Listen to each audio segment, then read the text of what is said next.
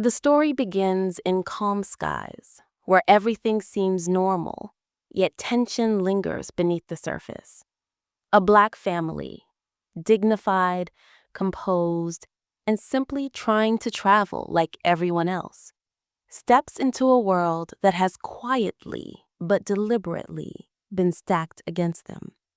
They board the plane with quiet confidence, unaware that this flight will test not just their patience, but their very dignity.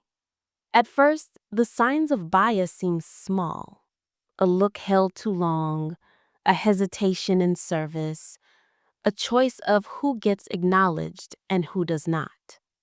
But those small moments carry weight.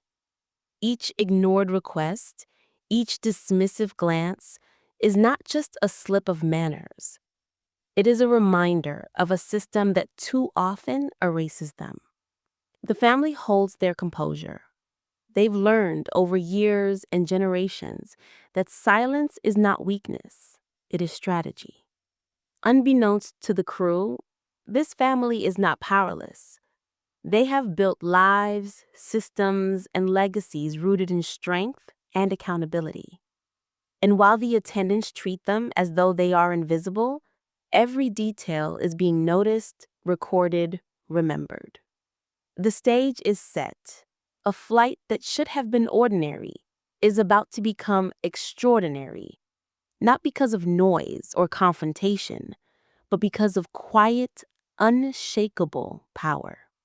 As the plane levels into its cruising altitude, the atmosphere inside the cabin begins to shift. What should have been routine service, simple gestures of hospitality, becomes a stage for something more insidious. The family watches as others around them are greeted warmly, offered drinks, meals, and smiles. When it is their turn, hesitation fills the air. Requests are brushed aside. Eye contact is avoided. A tray passes them without pause. It is not loud, it is not obvious, and yet it is unmistakable. A hierarchy has been silently drawn, with them placed firmly at the bottom. The attendants move on, unaware, or perhaps unwilling to see that the family's calm silence is not surrender, it is strategy. Among the passengers, a few notice, a murmur here, a raised brow there, but most remain silent, complicit in the comfort of not seeing what is plain before their eyes. The family holds steady. There is no outburst, no sharp exchange. Instead, there is a kind of stillness, the quiet before a storm. Because what the crew does not realize is this: the very systems they think protect them will soon be the ones that hold them accountable.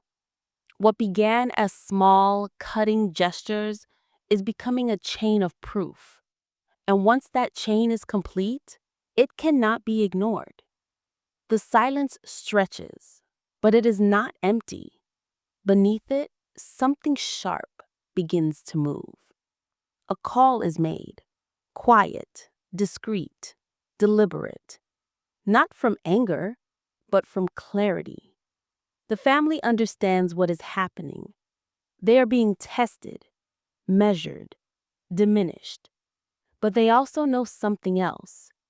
The system that dismisses them is one they have learned to navigate with precision. As the aircraft hums across the sky, a signal passes unseen through secure channels. Within minutes, phones on the ground buzz awake. Compliance officers, legal liaisons, and executives begin to receive fragments of a report in real time. The attendants remain unaware, still locked in their pattern of subtle exclusion.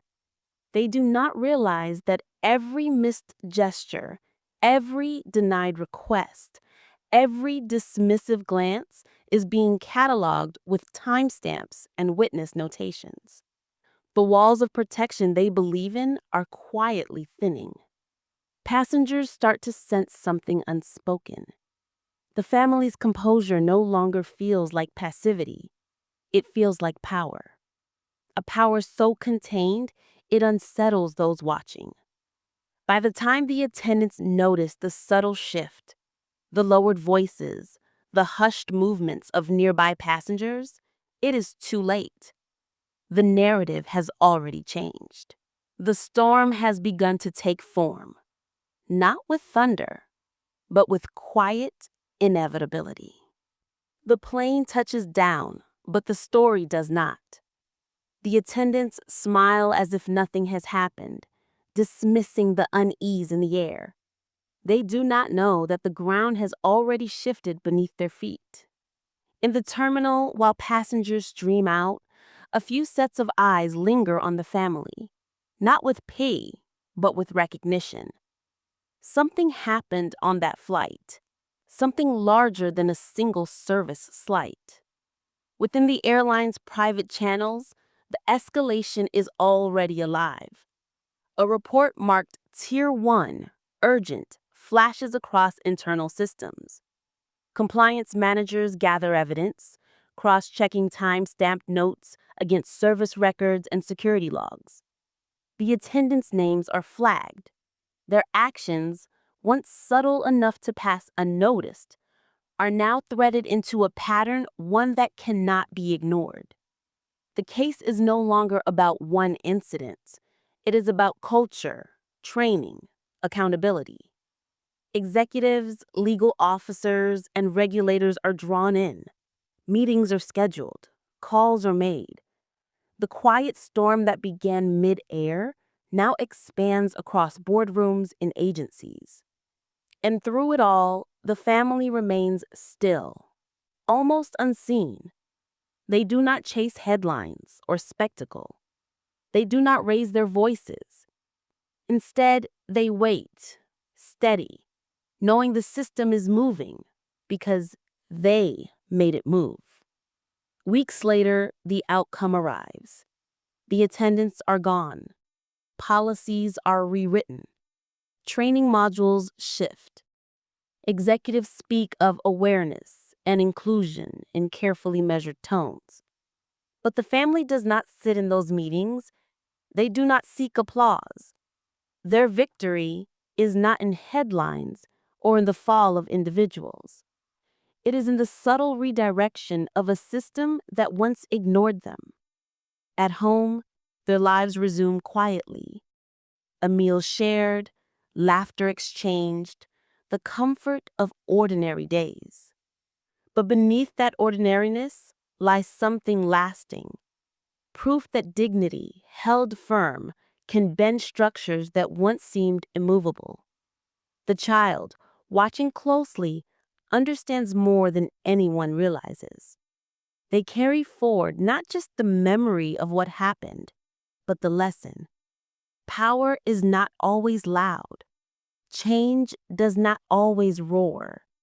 Sometimes, the most profound victories arrive the way they live that day. Steady, unseen, and unshakably human.